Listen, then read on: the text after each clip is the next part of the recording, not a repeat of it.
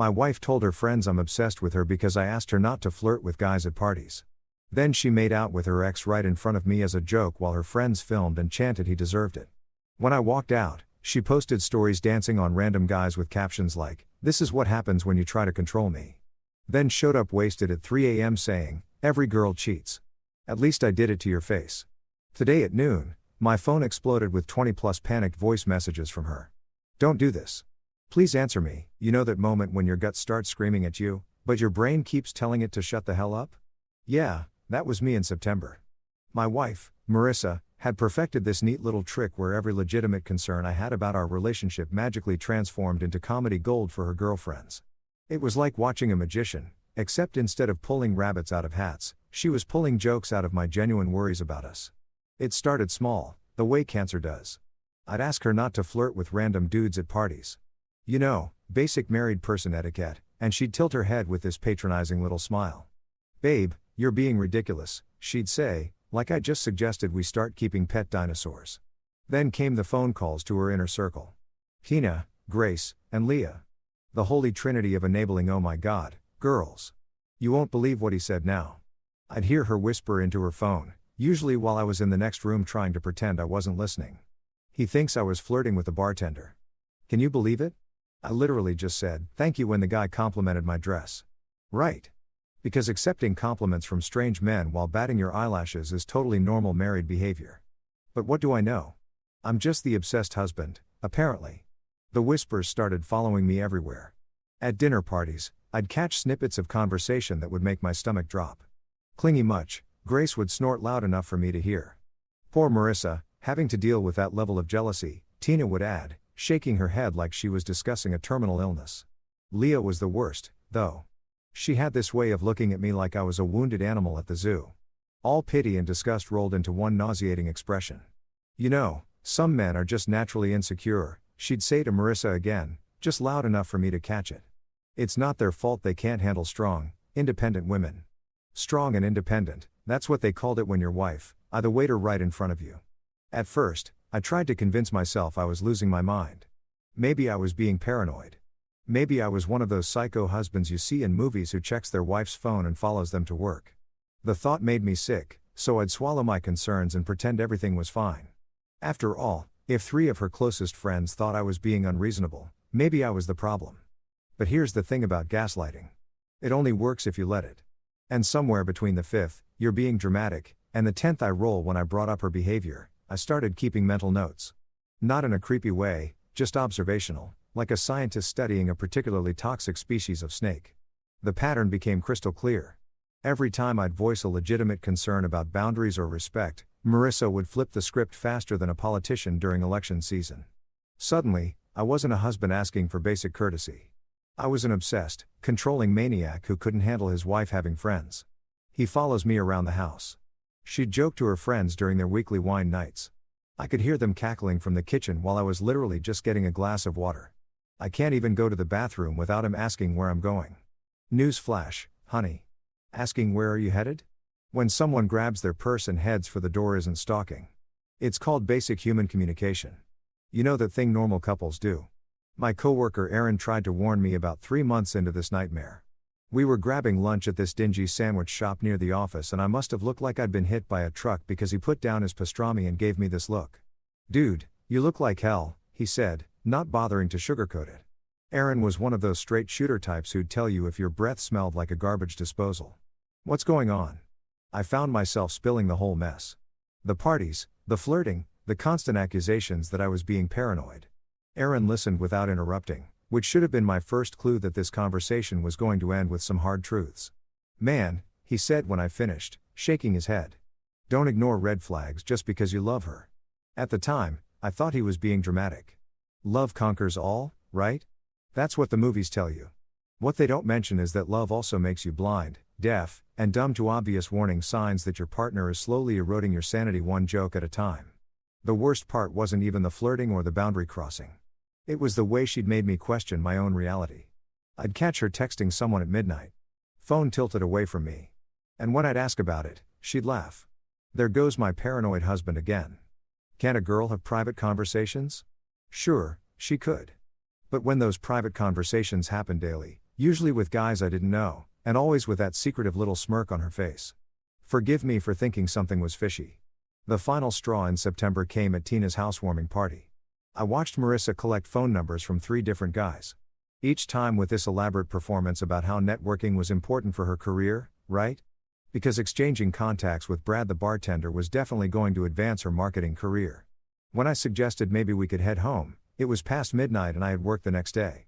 She practically rolled her eyes into orbit. See what I mean? She announced to the group.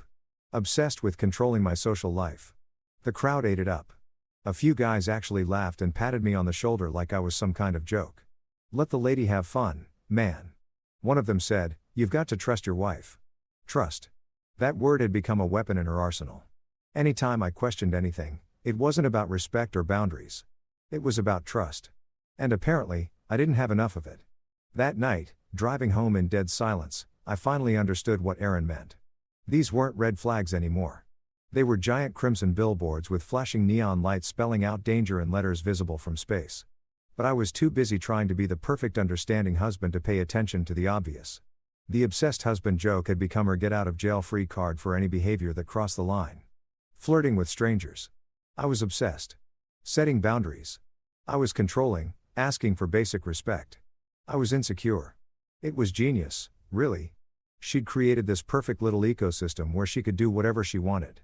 And any objection from me just proved her point about how unreasonable I was.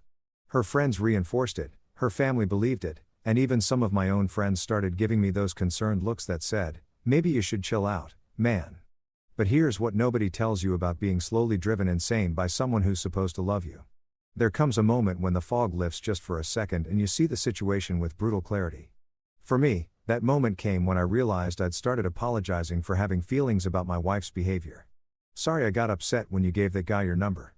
Sorry I'm not comfortable with you staying out until 3 a.m. without telling me where you are. Sorry for being such an obsessed, controlling husband. That's when it hit me. I wasn't obsessed with her. I was obsessed with trying to save a marriage that she'd already checked out of.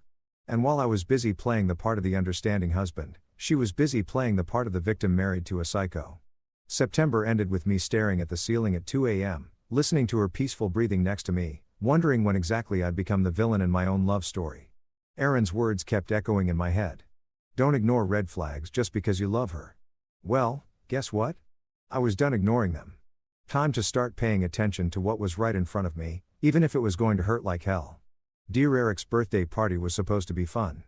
You know, one of those chill house parties where you drink cheap beer, complain about work, and pretend you're still in your 20s even though your back hurts from sleeping wrong. Instead, it turned into the kind of nightmare that makes you question every life choice you've ever made, starting with saying, "I do," to someone who apparently missed the memo about what marriage means. The house was packed tighter than a subway car during rush hour. Dear Eric had invited half the city, and the other half had showed up uninvited.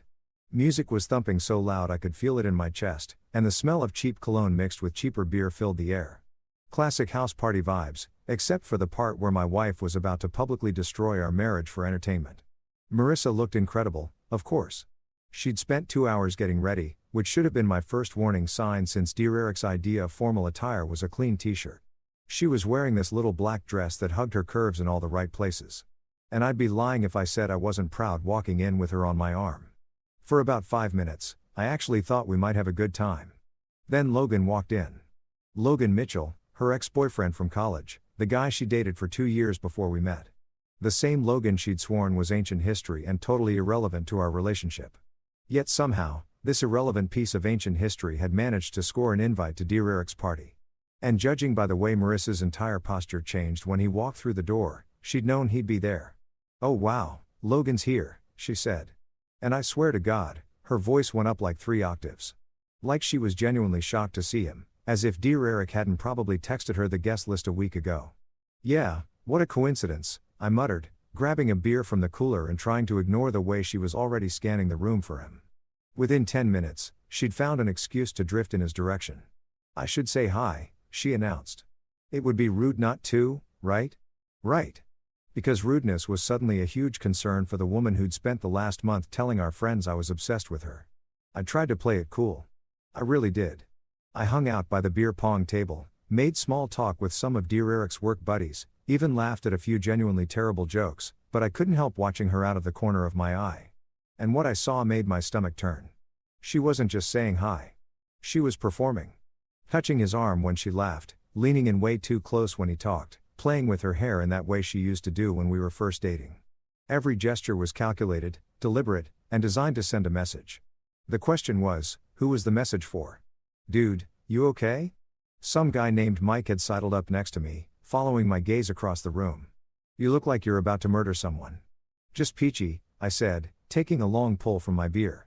Nothing like watching your wife flirt with her ex at a party. Mike winced. Ouch. That's rough, man. Meanwhile, Tina, Grace, and Leah had materialized around Marissa like her personal hype squad. They were giggling and whispering, occasionally shooting glances in my direction. I could practically hear their conversation. Look at him. So jealous. Marissa deserves better. She should totally make him sweat. And then she started touching him. Not accidentally, not casually, deliberately. Her hand slid down his arm when she laughed at something he said. She pressed against him when someone squeezed past them in the crowded room. Every movement was a declaration of war, and she kept looking at me to make sure I was watching. I was watching. All right. I was watching my wife systematically disrespect our marriage in front of a room full of people, many of whom I'd have to face at future social events. I was watching her turn our relationship into entertainment for her friends. I was watching the woman I'd promised to love and honor treat me like a joke. The crowd around them was getting bigger. Someone had turned the music down slightly, and I could hear them laughing. Eric raised his beer and shouted something about old friends reuniting, which got a cheer from the group. Marissa was eating up the attention, her face flushed with alcohol and the thrill of having an audience. That's when she looked directly at me across the room. Not a glance, not a quick peek, a full-on stare. She held my gaze for what felt like forever. And I saw something cold and calculating in her eyes. This wasn't about Logan. This wasn't about having fun. This was about power. This was about proving she could do whatever she wanted, and I'd just have to take it. She smiled. Actually, smiled at me while her hand was still on Logan's chest. And then she kissed him. Not a quick peck, not an accidental brush of lips. A full, deep, passionate kiss that went on for what felt like hours, but was probably only 10 seconds. 10 seconds that destroyed everything I thought I knew about my marriage. 10 seconds that turned me into that guy. The one everyone pies at parties. The one whose wife makes out with other men while he stands there like an idiot. The reaction was immediate.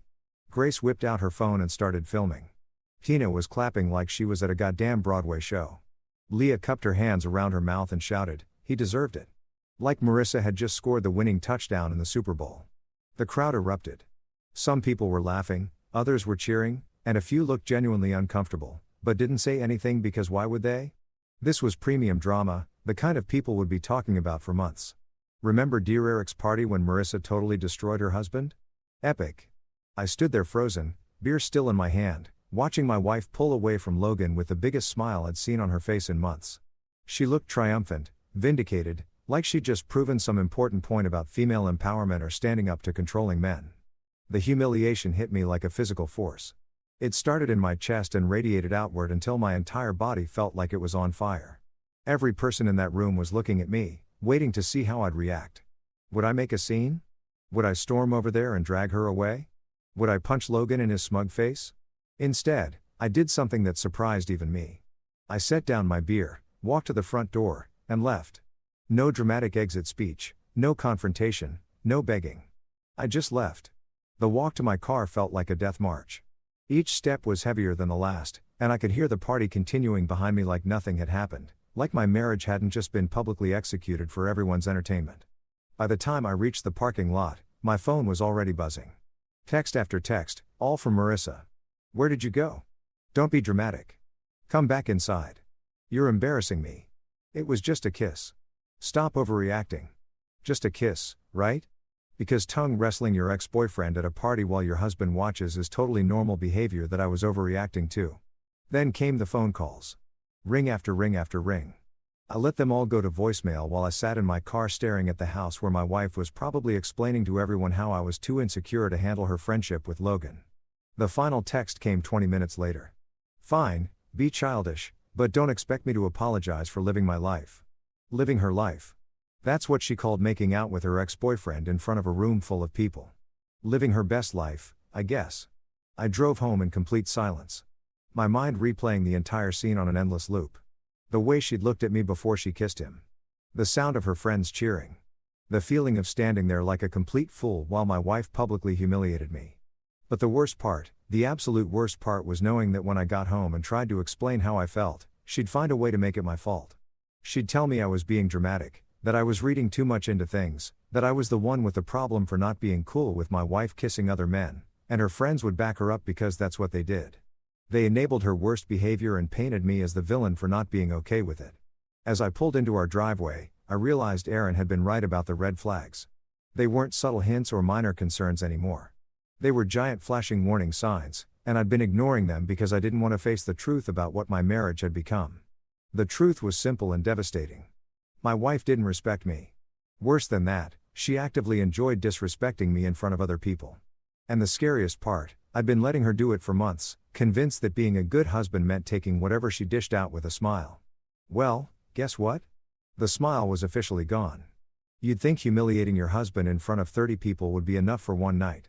But apparently, Marissa was just getting warmed up because while I was sitting at home staring at the ceiling and wondering what the hell had happened to my marriage, she was busy documenting her liberation for the entire internet to see. The first Instagram story notification hit my phone around 11 p.m. I almost ignored it. Honestly, I was emotionally drained and just wanted to pretend the whole night hadn't happened. But curiosity is and masochism runs deep, so I opened it. There she was dancing with some random guy I'd never seen before. Not just dancing, grinding. His hands were on her waist. She was pressed up against him. And the caption read, "Finally, dancing with someone who knows how to have fun. Woman dancing sparkles." The dig was subtle but crystal clear. Someone who knows how to have fun as opposed to her uptight, obsessed husband who couldn't handle watching his wife make out with her ex. I screenshot it before it disappeared. My hands actually shaking. Not from anger. Well, not just anger, but from this sick combination of betrayal and disbelief. This was my wife. The woman who'd promised to love and cherish me. The woman who just 6 hours ago had kissed me goodbye and told me she loved me before we left for the party. Story number 2 dropped 15 minutes later. Another guy, another dance, another caption designed to twist the knife. This is what happens when you try to control me. Face with rolling eyes. Control her, right? Because asking your spouse not to tongue wrestle their ex at parties is basically domestic tyranny. By midnight, she'd posted 7 stories. 7. Each one more deliberately hurtful than the last. There was one of her doing shots with a group of guys I didn't recognize. Captioned, "New friends who don't come with baggage." Another showed her on some dude's lap during what looked like a game of truth or dare. With the caption, "Freedom feels so good." But the 8th story, that was the one that made me want to put my fist through the wall. It was a video of her making out with not one but 2 different guys at the party. The caption read, "Single life hits different kiss mark." And she tagged Tina, Grace, and Leah in every single story. Single life. We were still married. I was sitting in our house looking at our wedding photos on the mantle, and she was telling the internet she was single. My phone buzzed with notifications, comments, likes, hearty emojis from her friends. YSSS Queen from Grace. Get it girl from Tina. About time from Leah. Even people I barely knew were commenting. Egging her on like this was some kind of empowerment moment instead of a married woman publicly destroying her husband. I kept screenshotting everything. Partly for evidence and partly because I couldn't believe what I was seeing. Each story felt like a punch to the gut, but I couldn't stop watching. It was like passing a car accident. Horrifying but impossible to look away from. Around 1 a.m., she posted what I thought would be the final story. A group selfie with about 6 guys, everyone holding drinks, everyone laughing. The caption, "Why settle for one when you can have them all, smiling face with horns." That one made me physically nauseous. I actually had to put my phone down and take deep breaths to keep from throwing up. This wasn't just disrespect anymore. This was cruelty. This was my wife, the person who was supposed to have my back, publicly humiliating me for sport. But wait, there's more. Because at 2:30 a.m., like some kind of sadistic infomercial, she dropped the grand finale. A video of her slow dancing with Logan, her head on his shoulder, looking more content than I'd seen her look with me in months. The caption was simple. "Some people just get you." And there it was, the final nail in the coffin of our marriage, delivered via Instagram story for maximum impact. I must have watched that last video 50 times, looking for some sign that this was all just alcohol-fueled stupidity, some indication that she'd regret it in the morning. But the way she looked at him, the way she melted into his arms, that wasn't drunk behavior. That was someone who'd found exactly what she'd been looking for. At 3 a.m., I heard her car in the driveway. I was still on the couch, still holding my phone, still processing the digital devastation she'd unleashed. Part of me wanted to pretend to be asleep to avoid the conversation I knew was coming. But a bigger part of me, the part that was apparently a glutton for punishment, wanted to see how she'd try to spin this. The front door opened and she stumbled in, clearly wasted. Her hair was a mess, her makeup was smudged, and she reeked of cigarettes and some cologne that definitely wasn't mine. She looked like she'd been through a hurricane, but she was smiling. Actually smiling. "Hey babe," she slurred, leaning against the doorframe like she was posing for another Instagram story. "You're still up hard to sleep when your wife is posting softcore porn on social media," I said, holding up my phone to show her the screenshots. She squinted at the screen, then laughed. Not a nervous laugh or an embarrassed laugh, a genuine, amused laugh like I just told her a really good joke. "Oh, those," she said, waving her hand dismissively. "Come on, don't be so uptight. It was just a party. Just a party, right? And the Titanic was just a boat ride." "You made out with Logan," I said, my voice eerily calm considering the rage building in my chest on camera, and posted it online. She shrugged, actually shrugged, and kicked off her heels. "So, we're not together anymore. It's not like it means anything. We're married, Marissa." "Yeah, and you left me at the party like a child." She shot back, her tone shifting from drunk and playful to sharp and defensive. "You embarrassed me in front of everyone." The audacity was breathtaking. I'd embarrassed her by leaving after watching her tongue wrestle her ex-boyfriend, but her making out with multiple men and posting it online was just harmless fun. "You told the internet you were single." I continued scrolling through the screenshots. "You literally captioned a video, 'Single life, hits, it's different.'"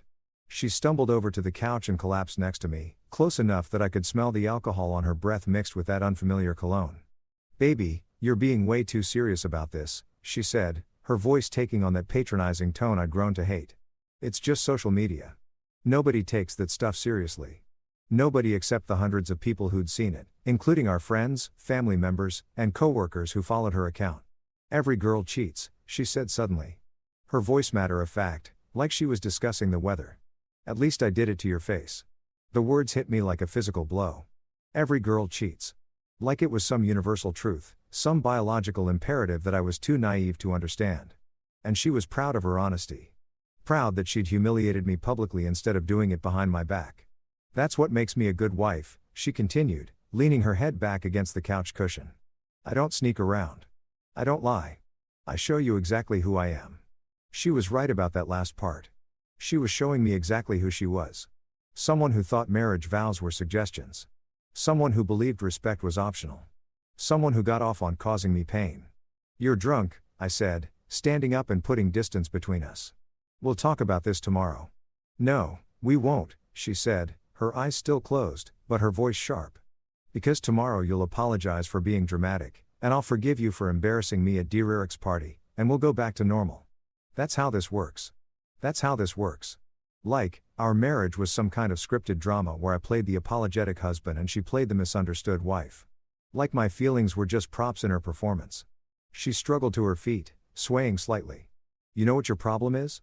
she said, pointing a manicured finger at my chest. "You take everything so seriously. It was just kissing. It was just dancing.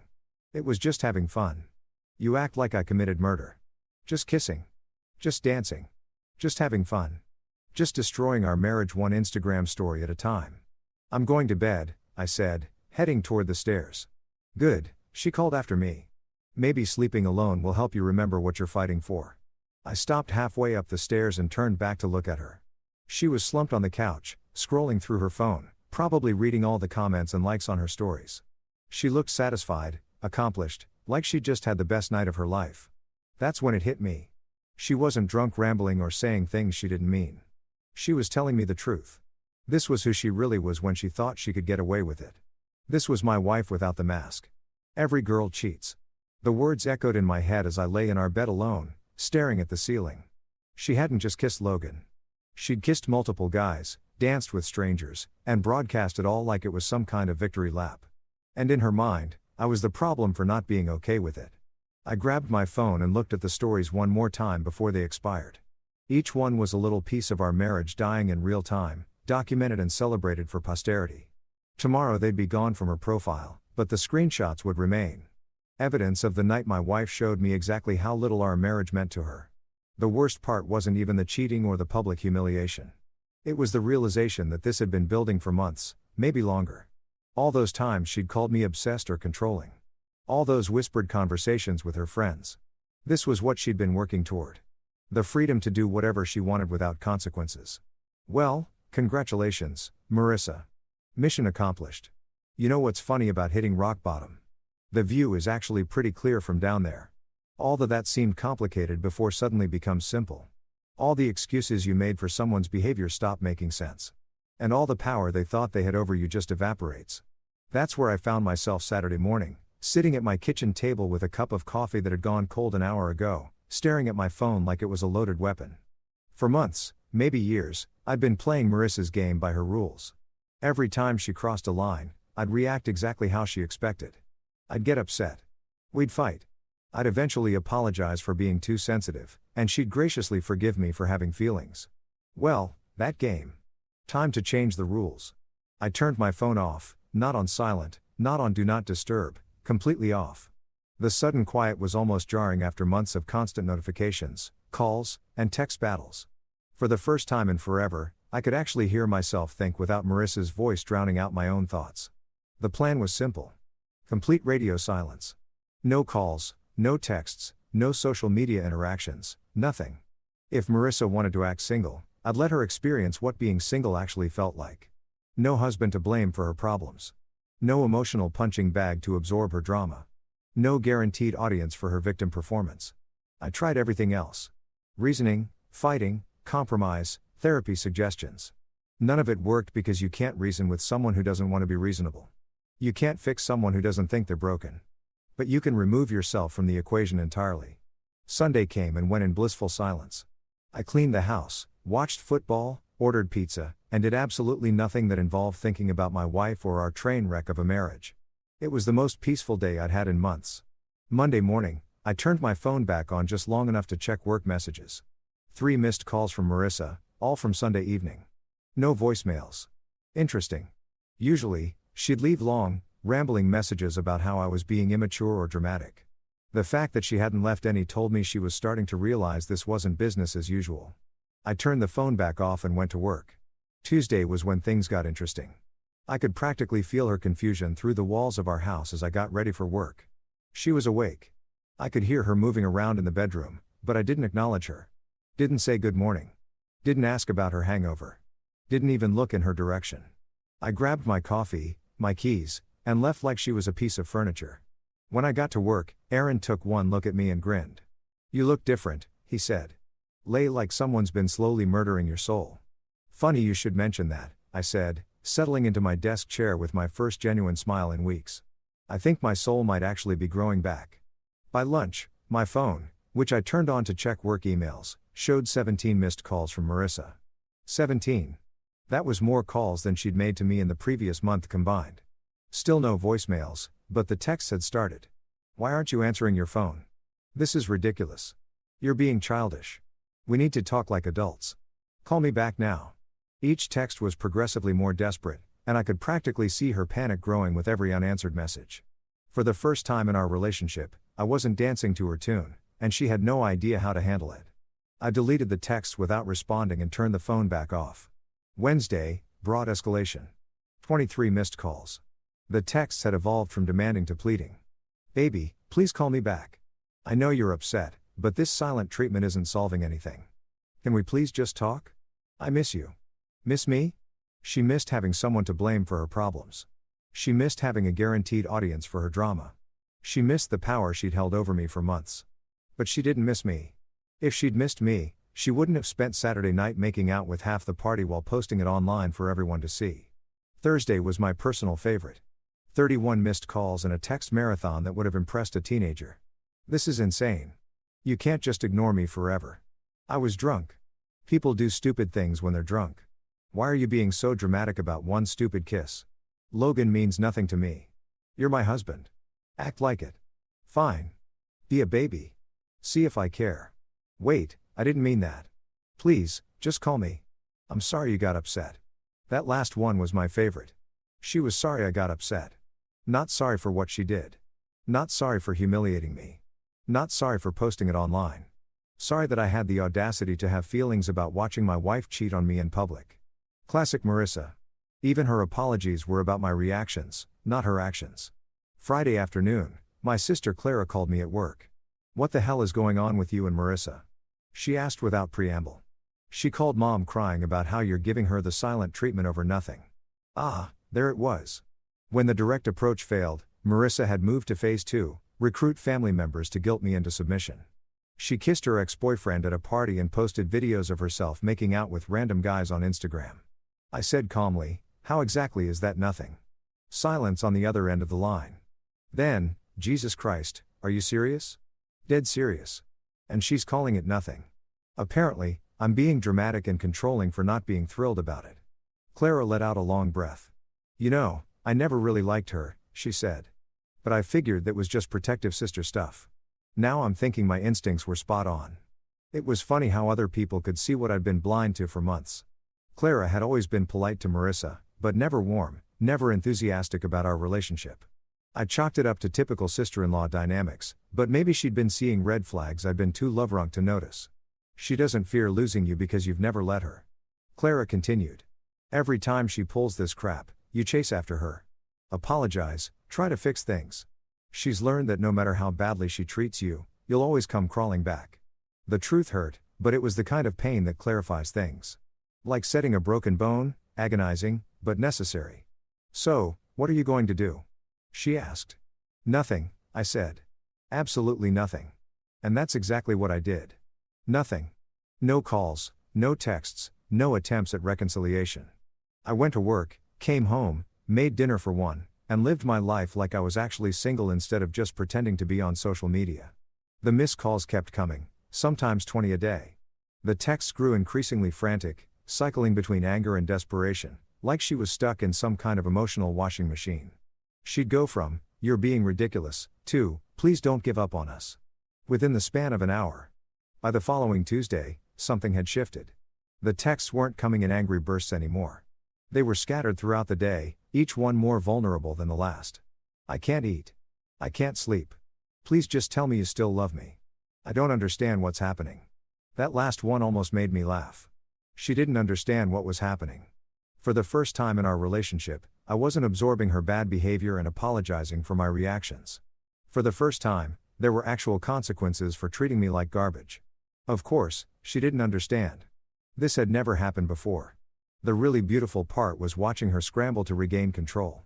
She tried everything, sending her friends to text me, blocked, having her mom call, ignored, even showing up at places she thought I might be. But I was a ghost, completely unavailable for her usual manipulation tactics. My silence had become a mirror, reflecting her behavior back at her without my usual cushioning of explanations and forgiveness. And she didn't like what she saw. For years, I'd been her emotional shock absorber, soaking up all the impact of her selfish choices so she never had to feel the consequences. Every time she crossed a line, I'd been there to minimize the damage, make excuses, smooth things over. I trained her to believe that no matter what she did, I'd always be there to clean up the mess. Well, surprise. The cleanup crew had gone on strike indefinitely. Friday rolled around like a ticking time bomb. And I should have known Marissa wouldn't go quietly into that good night of being ignored. See, the thing about people who are used to getting their way is that when you stop playing their game, they don't just accept defeat, they escalate. They bring out the big guns. And in Marissa's case, the big guns apparently meant staging a public intervention at my workplace like some kind of deranged relationship terrorist. I was in the middle of reviewing quarterly reports when Aaron appeared at my cubicle looking like he'd just witnessed a car accident. His face was this perfect mixture of concern and barely contained amusement which immediately put me on high alert. "Dude," he said, glancing around to make sure nobody else was listening. "Some lady's in the lobby making a scene. Security's trying to calm her down, but she's demanding to see you. Says she's your wife." My stomach dropped straight through the floor and into the building's foundation. "Blonde, about 5 feet 6 inches. Looks like she could murder someone with her eyeballs." "That's the one," Aaron confirmed. "She's got this whole 'I'm a victim of domestic abuse' vibe going on, except instead of asking for help, she's demanding they produce you immediately or she's calling corporate." Of course, she was, because when emotional manipulation fails, the next logical step is professional sabotage. I could practically picture her in the lobby, probably wearing something calculated to make her look vulnerable yet determined, telling everyone who'd listen about her poor husband, who'd been acting strangely lately. Want me to tell security you're not available? Aaron offered. The temptation was real. I could hide in the office until she got tired and left. Avoid the whole confrontation and maintain my silent strategy. But something in me, maybe pride, maybe stupidity, maybe just exhaustion from running away, decided it was time to face the music. No, I said, standing up and straightening my tie. If she wants a showdown, she can have one. The elevator ride down to the lobby felt like descending into hell, except hell probably had better mood lighting. When the doors opened, I could hear her before I could see her. That particular pitch of indignation that meant she was in full performance mode. There she was, center stage in our building's lobby, surrounded by confused security guards and a growing audience of my coworkers who'd come down for their lunch break. She'd chosen her outfit carefully, a simple dress that screamed responsible wife, minimal makeup to emphasize her distress, and body language that suggested she was barely holding herself together. The performance was masterful. Really, she should have gone into theater. The second she spotted me, her entire demeanor shifted. The frantic energy evaporated, replaced by this calculated vulnerability that made my skin crawl. She approached me like I was a wild animal that might bolt at any second. "There you are," she said, her voice loud enough for everyone to hear, but soft enough to sound concerned rather than accusatory. "I've been so worried about you." Worried? Right. She'd been worried about losing control of the narrative, not worried about my well-being. "Marissa," I said evenly, very aware that half my office was now watching this unfold like it was better than cable TV. "What are you doing here?" "We need to talk," she said, stepping closer and lowering her voice to an intimate whisper that somehow managed to carry across the entire lobby like adults. "This silent treatment is killing me." The audacity was breathtaking.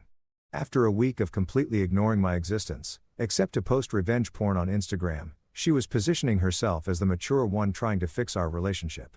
The woman who'd made out with her ex-boyfriend in front of 30 people was lecturing me about adult communication.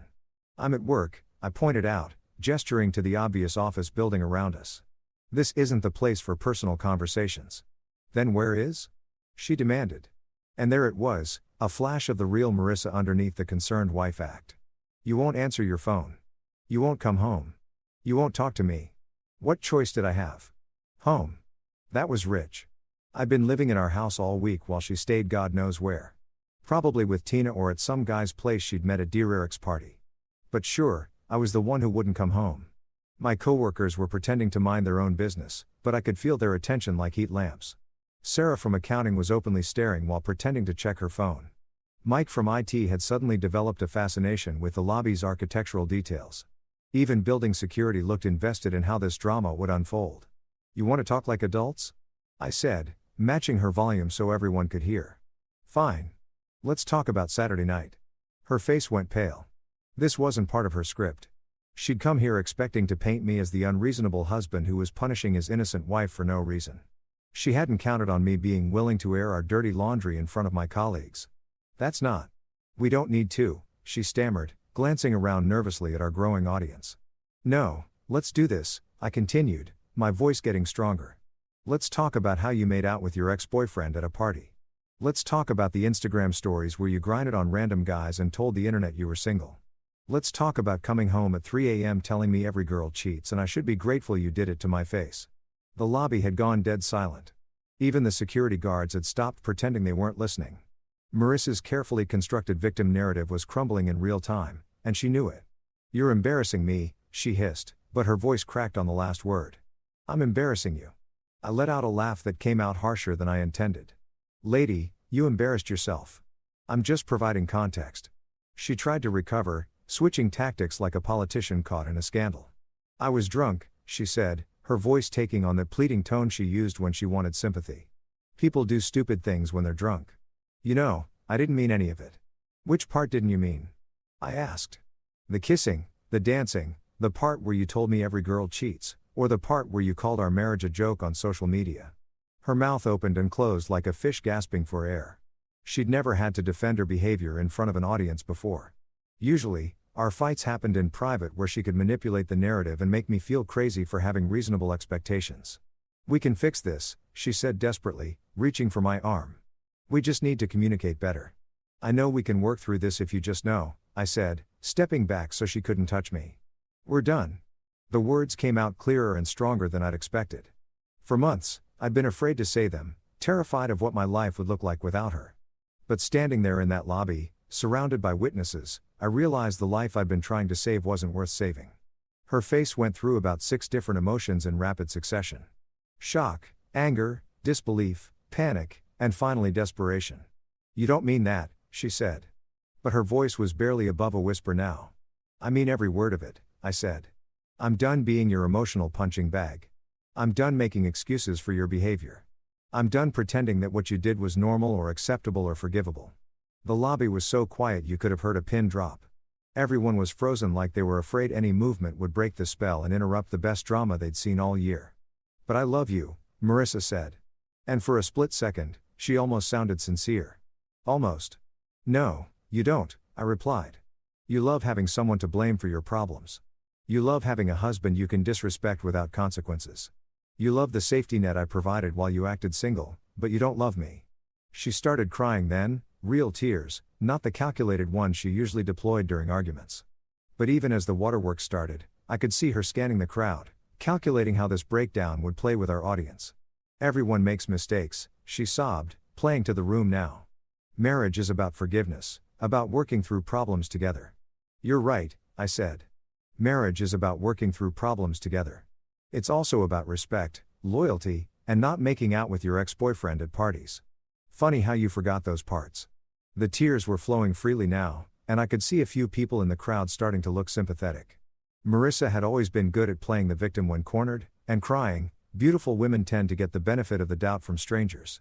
But I was done caring about optics. I was done protecting her reputation at the expense of my sanity. "I made one mistake," she pleaded.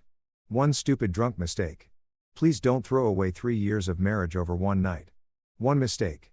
She was still trying to minimize it. Still trying to rewrite history to make herself look better.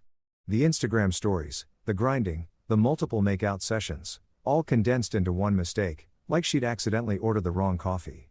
"It wasn't one mistake," I said firmly. "It was months of disrespect building up to one public humiliation. The kissing was just the grand finale." I turned to walk away and she grabbed my arm. "Please," she whispered. "Don't do this. Not here. Not like this." For a moment, I almost felt sorry for her almost. Then I remembered the triumphant smile on her face when she kissed Logan. I remembered her laughing as her friends filmed it. I remembered her telling me, "Every girl cheats," like it was some kind of universal truth I was too naive to understand. "You did this," I said gently but firmly, removing her hand from my arm. "Not here, not like this. You chose the when and where when you decided to destroy our marriage at a party. I'm just choosing not to pretend it didn't happen." And with that, I walked away for the first time in our entire relationship. I walked away while she was still talking, while she was still crying, while she was still expecting me to cave and comfort her and apologize for my reaction to her betrayal. But I didn't look back. Not once. Saturday morning brought the kind of phone call that makes you want to throw your device into the nearest body of water. My phone buzzed at 8 a.m. sharp because apparently destroying marriages is an early bird activity, and the caller ID showed Marissa's mom, Patricia. I should have let it go to voicemail, but curiosity killed the cat and I was apparently the cat in this scenario. "Hello, Patricia," I answered, already knowing this conversation was going to be about as pleasant as a root canal performed with rusty garden tools. "Oh, honey," she started, her voice dripping with that fake sympathy that older women perfect after decades of meddling in other people's business.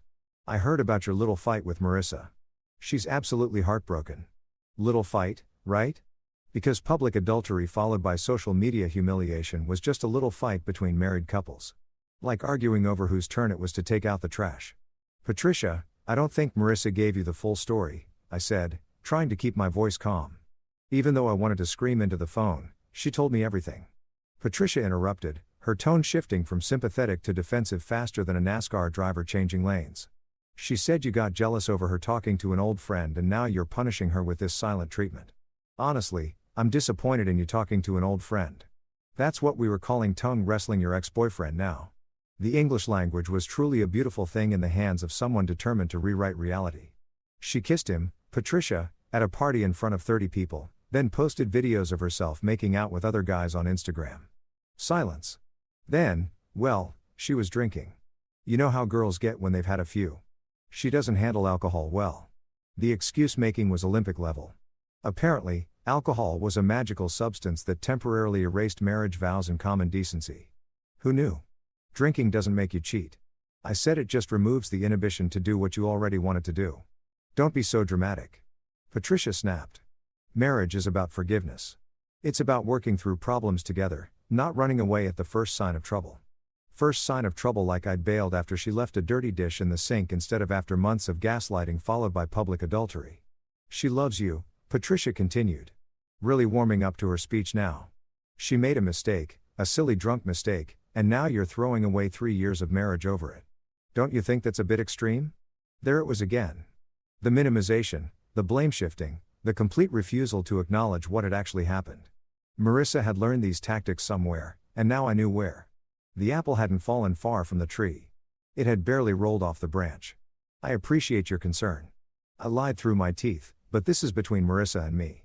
That poor girl is beside herself, Patricia pressed on, apparently immune to social cues about ending conversations.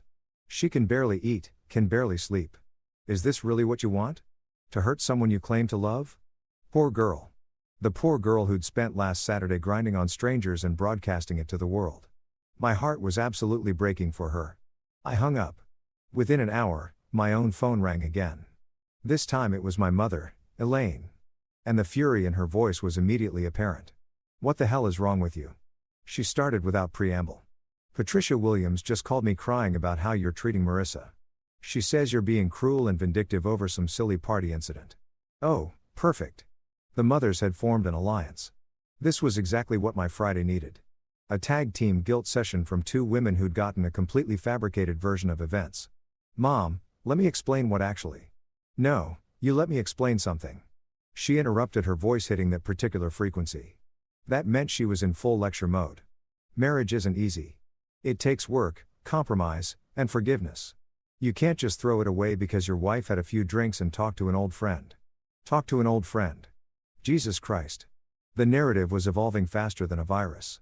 First it was talking, then it became being friendly. And apparently now it was just casual conversation with a former acquaintance. She didn't just talk to him. Mom, I don't want to hear excuses. Elaine cut me off. Patricia told me everything. Marissa was being social at a party. You got jealous and now you're punishing her by refusing to communicate. That's not how marriage works. The irony was suffocating. My mother was lecturing me about how marriage works based on information from the woman whose daughter had just publicly cheated on me. It was like getting relationship advice from someone whose primary source was a pathological liar. You need to apologize, she continued, really hitting her stride now. You need to go home, sit down with your wife, and work this out like adults.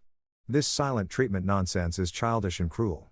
I could hear my father in the background asking what was going on. More voices joining the conversation. Apparently, this had turned into a family conference call about my failing marriage. Perfect.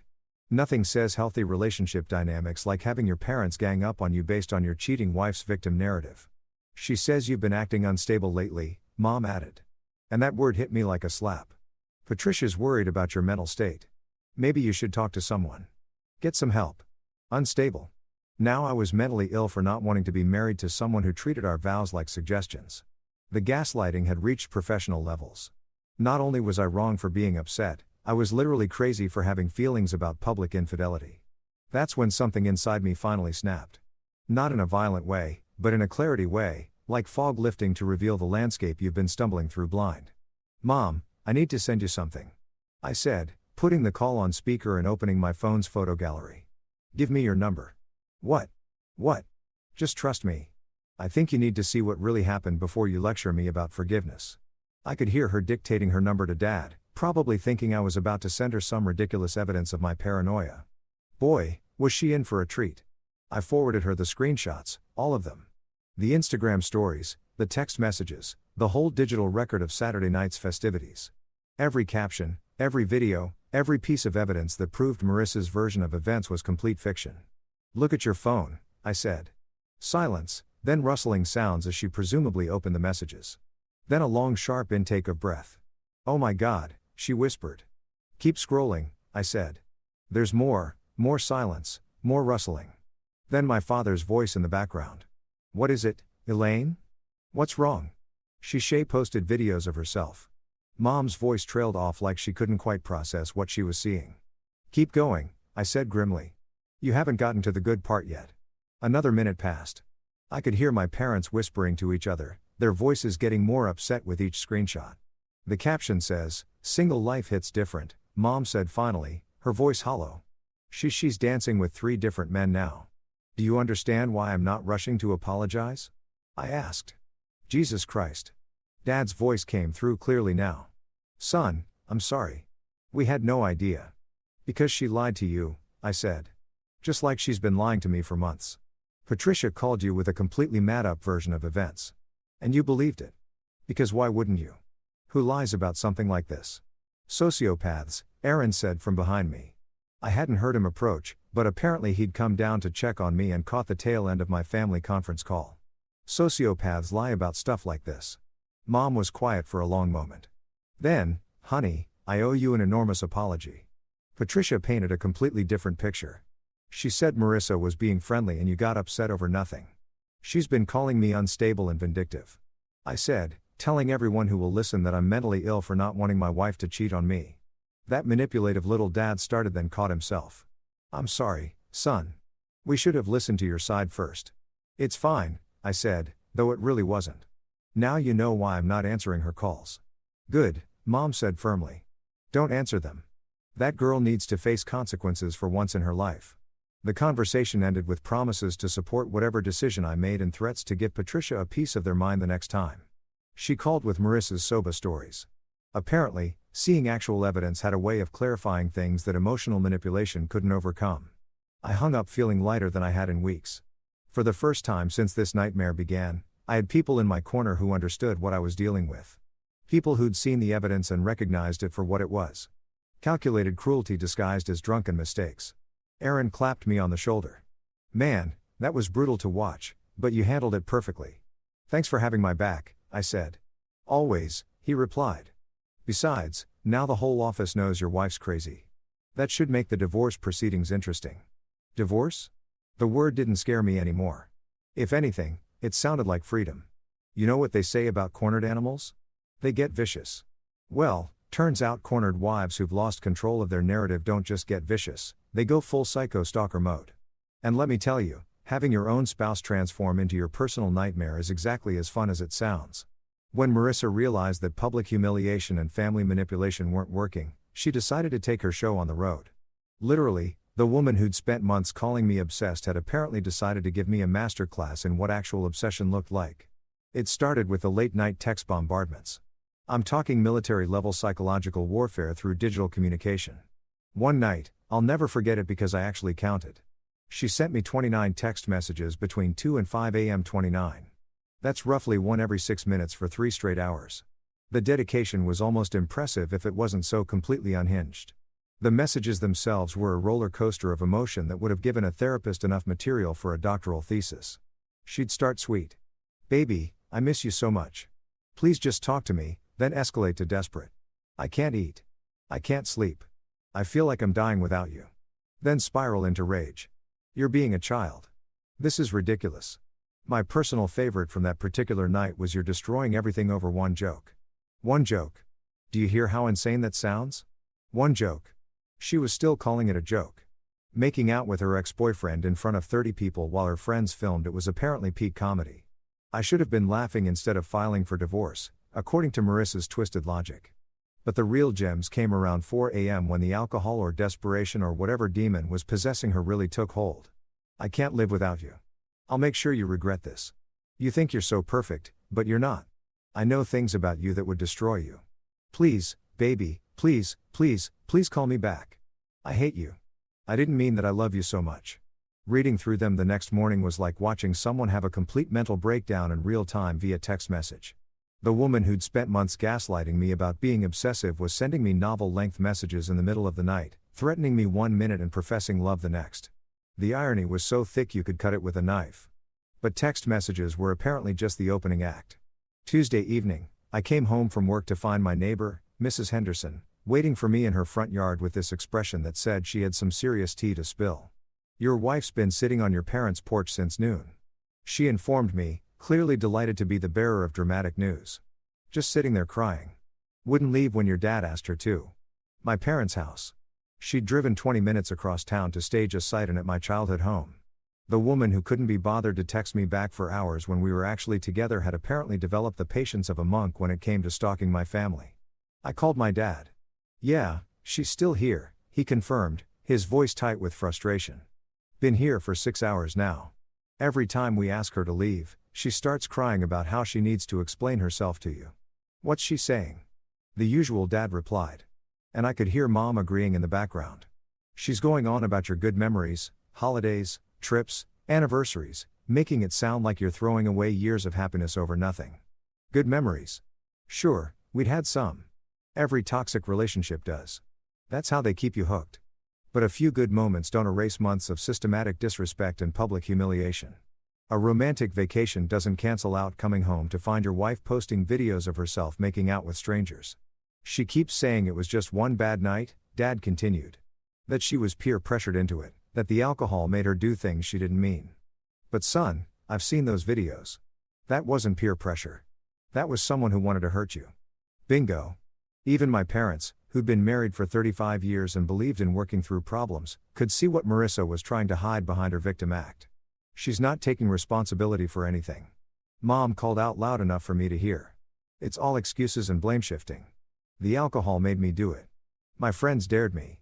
He should have trusted me more. Everything except I up and I'm sorry." Around 7 p.m., dad had apparently reached his limit.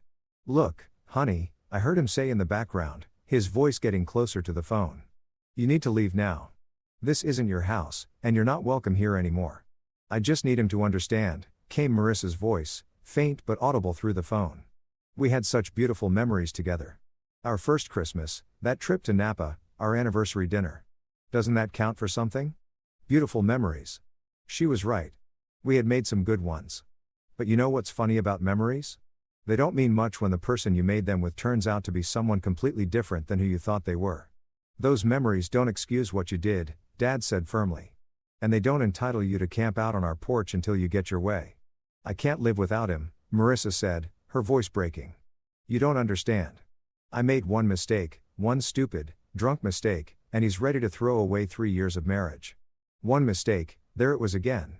The party, the Instagram stories, the public humiliation, the complete lack of accountability, all condensed into one convenient little mistake that I was being unreasonable for caring about. It wasn't a mistake." Mom's voice came through clearly now. "Mistakes are accidental.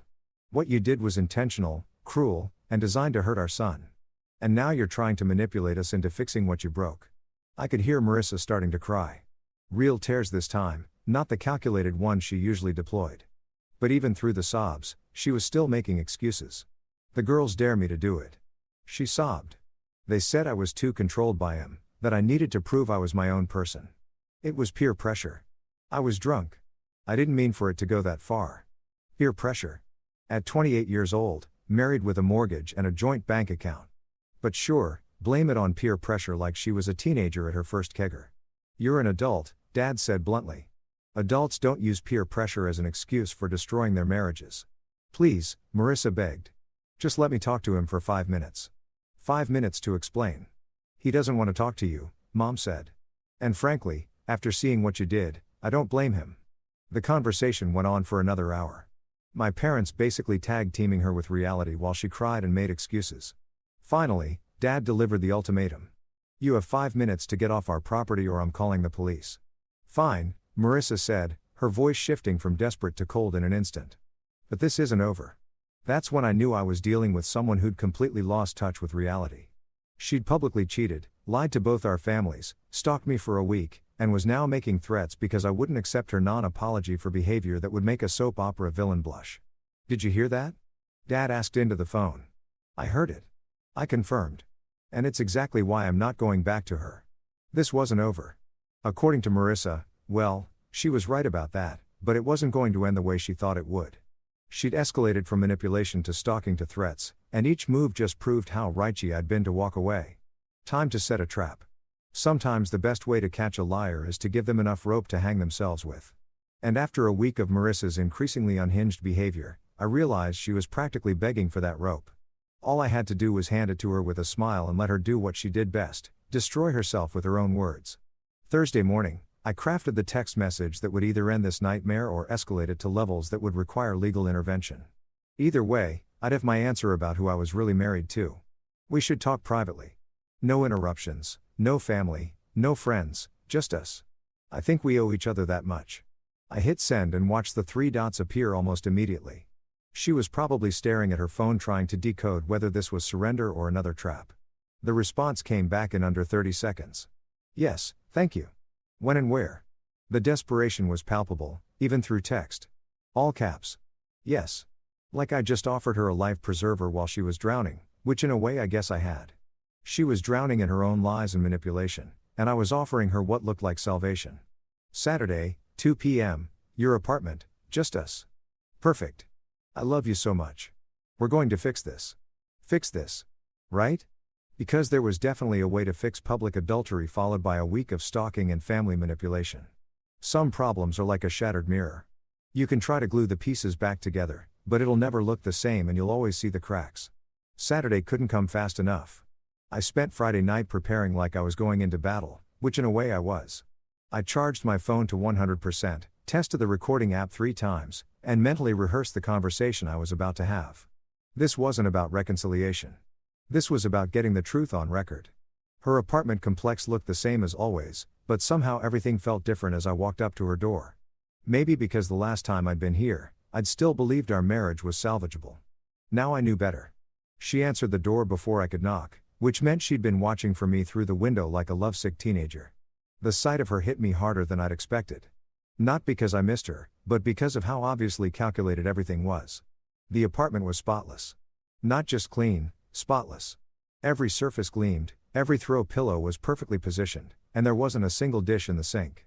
Marissa had clearly spent hours preparing for this meeting, staging the environment to remind me of the domestic bliss we'd supposedly shared. She'd chosen her outfit just as carefully, a simple sundress that hit just above the knee, conservative enough to suggest she was a reformed woman, fitted enough to remind me what I was supposedly giving up. Her makeup was minimal but perfect, like she'd spent an hour creating the illusion of natural beauty. Her hair was styled in soft waves that made her look younger, more innocent. The whole scene screamed loving wife waiting for her husband to come to his senses. It was masterful manipulation disguised as domestic normalcy. "You came," she said softly, stepping back to let me in. Her voice was gentle, vulnerable, completely different from the woman who'd threatened me on my parents' porch 3 days earlier. I said I would. I replied, slipping my phone into my jacket pocket with the recording app already running. "We need to talk." She'd prepared refreshments, my favorite beer, homemade cookies, even the good cheese and crackers she usually saved for company. Every detail was designed to remind me of what I was walking away from, to make me feel like an idiot for throwing away someone who clearly cared about making me comfortable. "Sit," she said, patting the couch beside her. "Please." I chose the chair across from her instead.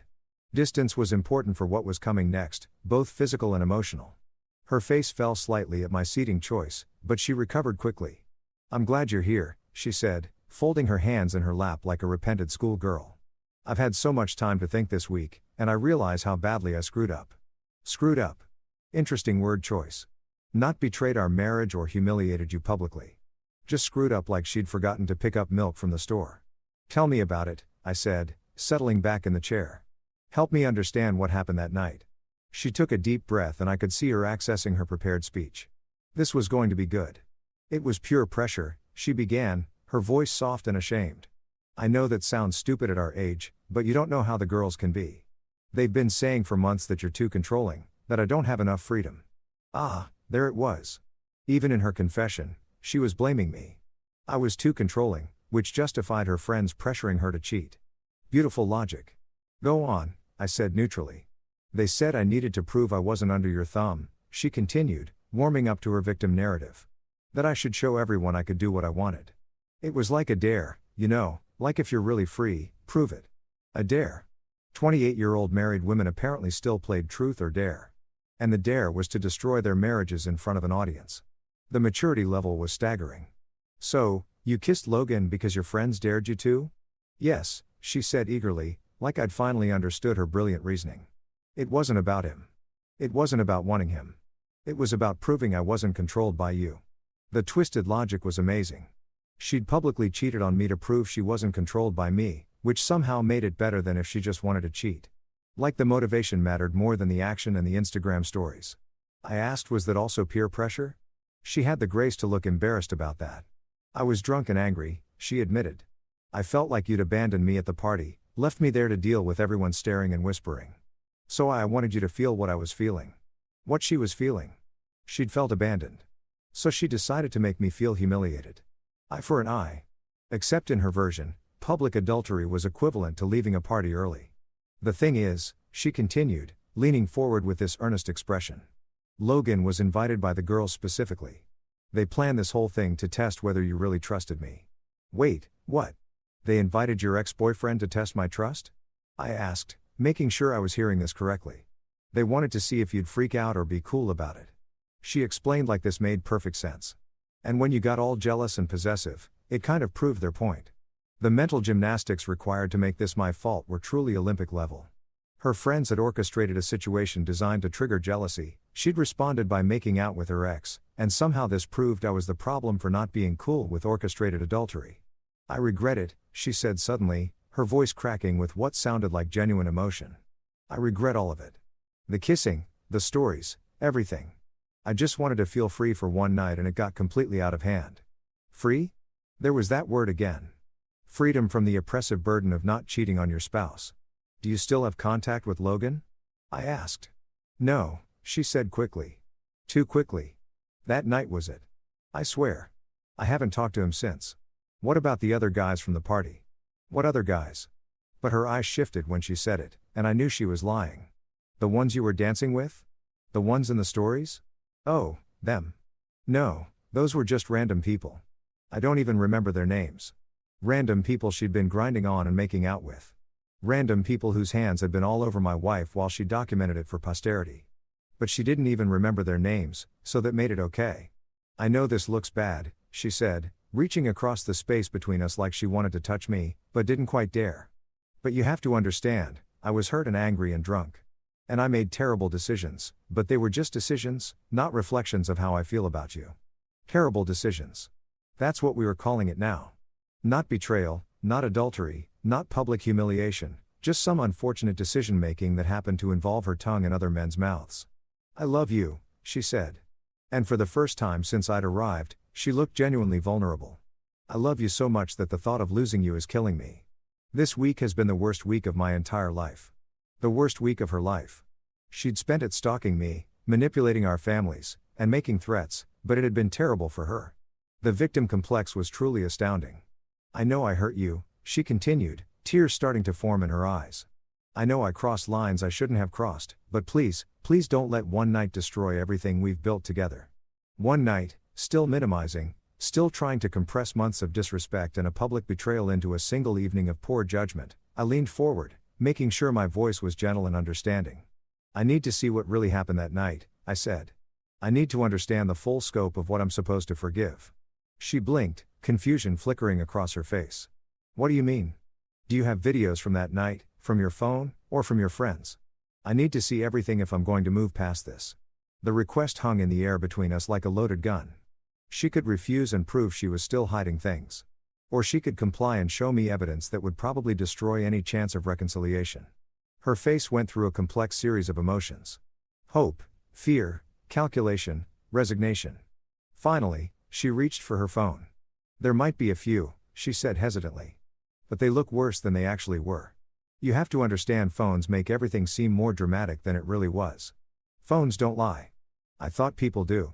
She unlocked her phone with trembling fingers, opened her photo gallery, and hesitated for a moment before turning the screen toward me. These don't tell the whole story, she said as I took the phone from her hands. She was right about that. They told a much worse story than I'd imagined. Taking Marissa's phone felt like accepting a loaded weapon from someone who'd already shot you once. I knew whatever was on that device would either confirm my worst fears or reveal something so much worse that my current nightmare would look like a pleasant daydream by comparison. The photo gallery opened to her recent pictures. And Jesus Christ, it was like scrolling through the digital documentation of a marriage's death. She had 15 videos from dear Eric's party. 15. Not the 7 Instagram stories I'd seen. Those were apparently just the highlight reel. She'd been documenting the whole night like she was making a documentary about infidelity. Start with that one, she said nervously, pointing to a video thumbnail that showed her laughing with a group of people. But remember, it looks worse on camera than it actually was. Right? Because cameras are notorious for making innocent behavior look. Everyone knows phones have that special make everything seem like cheating filter built right in. I hit play on the first video and immediately understood why she'd been hesitant to show me. This wasn't just dancing or innocent flirting. This was my wife performing for the camera like she was auditioning for a reality show called How to Destroy Your Marriage in 10 Easy Steps. The video showed her grinding against some guy I didn't recognize, her hands in his hair while he gripped her waist. But the worst part wasn't even the physical contact. It was her face. She looked happier than I'd seen her in months. Genuinely, radiantly happy in a way that made my stomach turn. "See," she said quickly as the video ended. "It's just dancing." Everyone was dancing like that. Everyone, right? Because grinding on strangers was apparently the universal dance style at parties. Now, I must have missed that memo from the International Dance Committee. "Next one," I said, scrolling to the second video. This one was worse. Much worse. It showed her whispering something into Logan's ear while he laughed and pulled her closer. The intimacy was obvious, undeniable. These weren't the actions of someone being peer-pressured into proving a point. These were the actions of someone who wanted to be exactly where she was. "What are you whispering to him?" I asked. "I don't remember," she said quickly. "I was drunk. It was small talk." Sure, because everyone whispers sweet nothings about the weather and current events into their ex-boyfriend's ear while pressing their body against his. The third video made me want to throw her phone against the wall. It was the kiss, the one I'd witnessed in person, but filmed from a different angle. I could see her friends in the background, Grace holding up her own phone to record, Tina clapping and laughing. Leah cheering like this was the greatest moment in human history. But what I hadn't seen from across the room was Marissa's reaction after the kiss ended. She looked directly into Grace's camera and smiled. Not an embarrassed "oops, I can't believe I just did that" smile, but a triumphant, satisfied grin that said mission accomplished. "You smiled," I said, pausing the video on her face. "Right after you kissed him, you looked into the camera and smiled." "I was drunk," she repeated, but her voice was getting smaller. "I wasn't thinking clearly." "You look pretty clear-headed to me," I said, scrolling to the next video. "Let's keep going." Video 4 showed her accepting drinks from multiple guys, laughing and flirting like she was working the room at a singles bar. Video 5 was her slow dancing with someone who definitely wasn't Logan, her head on his shoulder, looking content and peaceful. "You're making this seem worse than it was," she said. Her voice taking on that defensive edge I knew so well. Everyone was drinking. Everyone was having fun. It wasn't personal. Not personal. Making out with her ex-boyfriend while her husband watched wasn't personal. The logic was bulletproof. Videos 6 through 10 were a montage of escalating behavior. More dancing, more touching, more intimate moments with men who weren't her husband. Each one was a little knife twist, but I kept my expression neutral. I was gathering evidence, not getting emotionally invested in the train wreck I was watching. Video 11 made my blood pressure spike. It showed her in a corner of Dear Eric's living room with two guys I didn't recognize. All three of them laughing while one of them kissed her neck. She looked like she was having the time of her life. "Who are these guys?" I asked. "I don't know," she admitted. "Friends of Derek's maybe." Everyone was just loose that night. Inhibited. It was that kind of party. That kind of party. The kind where married women make out with strangers while their husbands watch. Apparently, I'd been going to the wrong kinds of parties my whole life. "Keep going," I said. Videos 12 and 13 were more of the same. My wife treating Dear Eric's birthday party like her personal sexual awakening tour. But video 14 was where things got really interesting. It started after I'd left the party based on the timestamp. The video showed Marissa back with Logan, but this time there was no audience of friends cheering her on. This was just them in what looked like Dear Eric's bedroom. And holy, this wasn't just kissing anymore. Logan's hands were everywhere, under her dress, in her hair, gripping her ass while she kissed him with the kind of passion I hadn't seen from her in our bedroom in over a year. She was pressed against the wall, her legs wrapped around his waist and the sounds she was making. "Turn it off," she said suddenly, lunging for the phone. "That's enough." But I pulled it away, pausing the video on a frame that showed her face and profile. She looked lost in the moment, completely absorbed in what she was doing. This wasn't peer pressure or drunken mistakes or proving a point to her friends. This was a woman getting exactly what she wanted. "It looks worse on video," she said desperately. "Cameras make everything seem more intense." "Marissa," I said calmly. "His hands were under your dress." "It didn't go that far," she said quickly. "We just kissed." It looked like more, but it was just kissing. Just kissing with his hands up her dress, her legs around his waist, pressed against a wall in someone's bedroom. The definition of just kissing had apparently expanded significantly since I last checked. There's one more, I said, scrolling to video 15. No, she said, reaching for the phone again. You don't need to see that one. It's not important. Not important. Which meant it was the most important one of all. I hit play before she could stop me. The final video was a masterpiece of betrayal. It showed the aftermath. Marissa and Logan fixing their clothes, laughing about something. Her running her fingers through her hair to make it look less like she'd been horizontal 5 minutes earlier. You could hear her voice clearly. God, I needed that. I forgot how good we were together. I forgot how good we were together. She'd said that about her ex-boyfriend, about the man she'd just been intimate with in someone else's bedroom while her husband drove home alone. Turn it off, she whispered, her face completely drained of color. But I let it play to the end where Logan kissed her forehead and said, "Call me tomorrow." And she responded with, "Definitely. Definitely." She planned to call him the next day. This wasn't a one-time drunken mistake. It was the beginning of something. I set her phone down on the coffee table and looked at her. Really looked at her. The woman sitting across from me bore no resemblance to the person I'd married.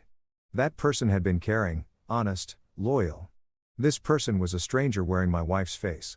It looks worse than it was, she said again, but her voice was barely audible now. Actually, I said, reaching into my pocket. I think it looks exactly like what it was. I pulled out my phone and showed her the screen. The red recording light was blinking steadily and the timer showed 37 minutes and counting. Her face went completely white. You recorded this? Every word, I confirmed. Your confession about the peer pressure, the plan set up with Logan, the admission that you were going to call him the next day. All of it. She stared at my phone like it was a venomous snake. You tricked me. No, I said I gave you a chance to tell the truth and you chose to lie instead.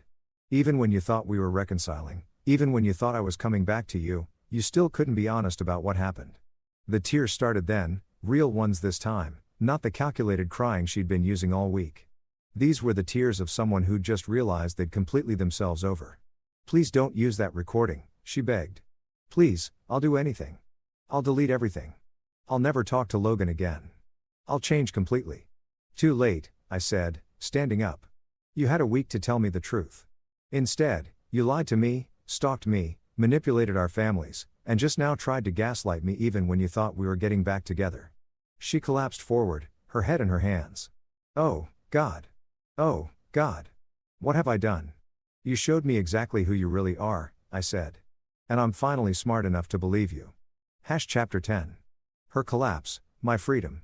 Revenge, they say, is a dish best served cold. But let me tell you something. Revenge served with digital evidence and family group chats hits different. It's not just cold. It's Arctic freeze your soul solid satisfying. I sat in my car outside Marissa's apartment building for exactly 3 minutes, composing the message that would end this nightmare once and for all. The recording was already uploaded to the cloud. The videos were saved in multiple locations, and I had enough evidence to convince anyone with half a brain that my wife was a lying, cheating sociopath who tried to gaslight me into thinking I was the problem. Time to share the wealth. I created a group message that included both sets of parents and Clara, the nuclear option, the digital equivalent of dropping a truth bomb on everyone who'd been fed Marissa's victim narrative for the past week. The message was simple. Since there seems to be confusion about what happened at Dear Eric's party, I thought everyone should see the actual evidence. Then I attached everything. The videos from her phone showing the escalating infidelity, the audio recording of her confession where she admitted it was all planned, the screenshots of her Instagram stories where she'd called herself single. 3 years of marriage reduced to a digital evidence folder that painted a picture so damning it would make a prosecutor weep with joy. I hit send and watched my phone light up like a Christmas tree. My mom texted back within 30 seconds. Proud of you, son. Dad followed immediately. She's finished. Good riddance. Clara's response was pure poetry. Holy, what a psychopath. I'm changing the locks on my house in case she shows up here, too. But the real entertainment came from Marissa's parents. 20 minutes of absolute silence. Then a curt message from Patricia. Marissa, come home immediately. No apology for calling me vindictive. No acknowledgement that they'd spent the week harassing me based on complete lies. Just a summon for their daughter to return home and face whatever music was about to play. I was still sitting in my car watching the digital fireworks. When Marissa came stumbling out of her building, she looked like she'd seen a ghost, which in a way she had. The ghost of her carefully constructed lies, now thoroughly dead and buried. She spotted my car and ran toward it like I was her last hope for salvation. I rolled down the window, curious to hear what excuse she'd come up with for this latest development. "You sent it to everyone," she said, her voice barely above a whisper. "My parents, your parents, everyone. Just the people you lied to," I replied calmly. "Seemed like they deserved to know the truth." She collapsed against my car door, literally fell to her knees on the asphalt like some kind of dramatic movie heroine. "Don't do this," she begged, grabbing my arm through the open window. "Please, I'll do anything. I'll delete everything. I'll change completely. I'll never see Logan again." "Too late for all that," I said, gently but firmly, removing her hand from my arm. "You had multiple chances to tell the truth. Instead, you chose to lie, manipulate, and gaslight everyone who cared about you. I was scared," she sobbed. "I was scared you'd leave me if you knew the whole truth." The irony was beautiful. She'd been scared I'd leave her if I knew the truth. So, she decided to lie about it, which guaranteed I'd leave her when I eventually found out. The logic was flawless. "This is the last time we'll ever speak," I told her, my voice steady and final. "Contact me again directly or through other people and I'll file harassment charges." Her face crumpled completely. "You can't mean that. We're married. We took vows." "Yeah, we did." I agreed. "You broke them." "I'm honoring the part about till death do us part. This marriage died last Saturday night." I started the engine and she stumbled backward but didn't leave. Just stood there in the parking lot, crying and broken, finally experiencing the consequences of her actions. As I drove away, I caught a glimpse of her in my rearview mirror. She was still on her knees, phone pressed to her ear, probably calling anyone who might listen to her latest sob story about the cruel husband who'd abandoned her. My phone started buzzing before I'd made it out of the parking lot. Voice message after voice message, 20 of them in the span of 10 minutes. "Don't do this, please. I'm sorry. I'm so sorry. Answer me. You can't just leave it like this. I'll kill myself if you don't come back. Please. I'm begging you." Each message was more hysterical than the last. Her voice getting higher and more desperate with every plate. But here's the beautiful thing about hitting rock bottom. Once you're there, threats of going deeper don't scare you anymore. I turned my phone off and smiled. Actually smiled for the first time in months. That wasn't forced or fake. The silence was incredible. No buzzing, no notifications, no emotional manipulation disguised as love. Just pure clean quiet that felt like taking a deep breath after being underwater for too long. That night, I sat on my couch, our couch, and ordered pizza for one. I watched whatever I wanted on TV without negotiating. I went to bed at a reasonable hour without waiting for someone to come home from God knows where. I slept through the night without being woken up by drunk confessions or late-night phone calls. It was the most peaceful night I'd had in years. Sunday morning brought a knock at my door. Not frantic pounding or dramatic sobbing, just a quiet knock. I looked through the peephole and saw a woman I didn't recognize holding an envelope. "Process server," she said when I opened the door. "Are you Marcus Thompson?" "That's me." "These are for you," she said, handing me the envelope with a sympathetic smile. "Sorry about your situation." Inside were divorce papers. Marissa had beaten me to the punch by exactly 12 hours. I laughed out loud reading through them. She was citing irreconcilable differences and emotional abandonment. The woman who'd publicly cheated on me was claiming I'd abandoned her emotionally. The victim narrative was so strong it had survived, even filing for divorce. But buried in the legal language was the real kicker. She was asking for alimony. The woman who destroyed our marriage was demanding I pay her for the privilege of being rid of her. I called my lawyer Monday morning. By Tuesday, I'd filed my counterpetition with enough evidence to convince any judge that Marissa's version of events was complete fiction. The videos, the recording, the text messages. Everything was documented, catalogued, and ready for court. She thought cheating on me to my face would put me in my place. She thought I'd crawl back like I always had. Desperate and apologetic and grateful for whatever scraps of affection she was willing to throw me. Instead, I'd walked away and I'd left her to drown in her own lies. The freedom was intoxicating. No more walking on eggshells. No more making excuses for someone else's shitty behavior. No more pretending that disrespect was love. For the first time in years, I could breathe.